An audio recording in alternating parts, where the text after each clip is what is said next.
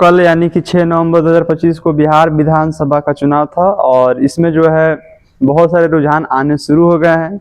रुझान नंबर 1 कि इस चुनाव में जो है सबसे ज़्यादा वोट हुए हैं, यानी कि मतदान की बढ़ोतरी हुआ है।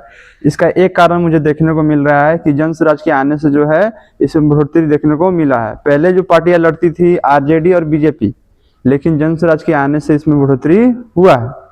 रुझान नंबर 2 कि इसमें ऐसे भी बहुत सारे चीज़ों का खुलासा हुआ है जो लोकतंत्र को खत्म करने पर सवाल उठा रही है। क्या है, पहले क्लिप देख लीजिए, उसके बाद हम बात करते हैं। रुझान नंबर 2 ईवीएम में धांधली की शिकायतें बहुत जगह से आई है, जैसे कि राहुल गांधी जो एक्सपोज करते हैं कि वोट चोरी होता है, लेकिन बीजेपी के समर्थक या अन्य पार्टी को लगता है कि ये चीज हो ही नहीं सकता।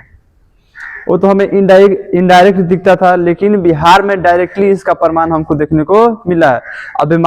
अबे मेरी बातें झूठी लग सकती है, लेकिन पहले वीडियो देखिए, उसके बाद बात कीजिए। वोट गिराने क्या हुआ है आपके साथ? वोट गिराने हम गए हुए हैं भीतर, नंबर लोग खोजे हैं, नंबर देखे हैं तो बोले कि इस पर वोट गिराया हुआ है।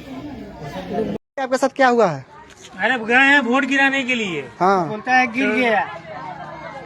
रुझान नंबर 3 दीघा में नसीरगंज के पास जो नदी का किनारा है, नदी के पार उस लोगों को वोट देने जाना होता है, वहां पे प्रशासन के द्वारा नाव को बंद करा दिया गया।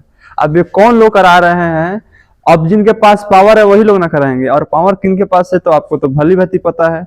तो इस तरह आप लोग देखिए प्रशासन का तांडव, लगभग 10,000 की संख्या में वोटर बाहर एकदम परेशान है। प्राइवेट सारी नाव बंद कर दी गई प्रशासन के द्वारा। रुझान नंबर 4 10 से अधिक जगहों पर जो है ईवीएम में खराबी होने की शिकायतें मिली है, ईवीएम चेंज करने की शिकायतें मिली है। तो इसमें शिकायतें कैसे आ रही है कुछ पता नहीं।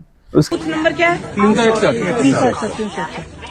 हेलो मैम, मैं शिवानी शुक्ला बोल रही हूँ।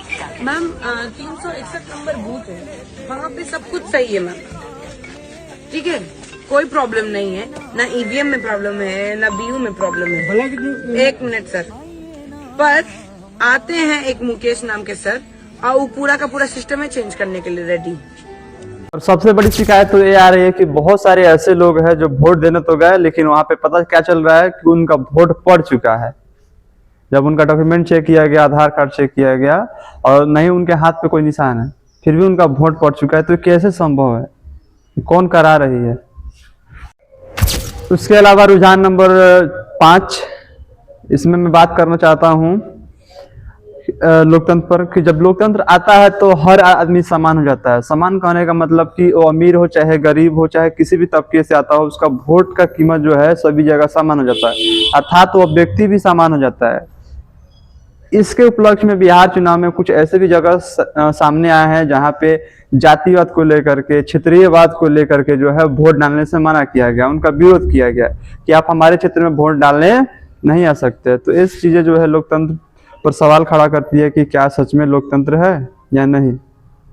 रुझान नंबर 6 या कुछ बूथ पर जो है मतदाता वोट देने भी नहीं गए, तो इससे क्या पता चलता है? तो मैं कुछ न्यूज देख रहा था, वहाँ पे लोग अपने मांगों को लेकर के रोड नहीं तो वोट नहीं, कहीं पे तो पुल नहीं तो वोट नहीं, ऐसे नारे भी लगाए जा रहे थे। और उनका मांग जायज है, क्योंकि सरकारें आती है जाती है, लेकिन कोई देख रेख नहीं है, उनके लिए कोई सुनवाई नहीं है, तो भाई वो ऐसा ही करेंगे। खैर, ये भी एक प्रकार का नुकसान ही है कि जब आप वोट नहीं दीजिएगा तो सरकारें तो बनेगी ही बनेगी, लेकिन अगर आपके एक वोट से अगर सही सरकार बन जाए तो आपके लिए सही चीज है। खैर, देखते हैं क्या होता है बिहार चुनाव में। अभी तो चुनाव का दूसरा चरण शुरू होने वाला है। पहले चरण में आप इतना जान लीजिए, तो दूसरे चरण में देखिए क्या होता है। जो गलत हो रहा है उसका खुलकर विरोध कीजिए, क्योंकि यही लोकतंत्र की असली ताकत है। अगर विरोध अगर नहीं किया जाए तो वो चीजें जो है इस समाज पे, इस बिहार पे हावी हो सकती है और गलत होते रहेगा। तो अपने स्तर से जितना हो सके इसका विरोध कीजिए। जो गलत है वो गलत ही रहेगा, और जो सही है वो हमेशा सही ही रहेगा। तो मिलते हैं किसी वीडियो में, तब तक के लिए जय हिंद, जय भारत।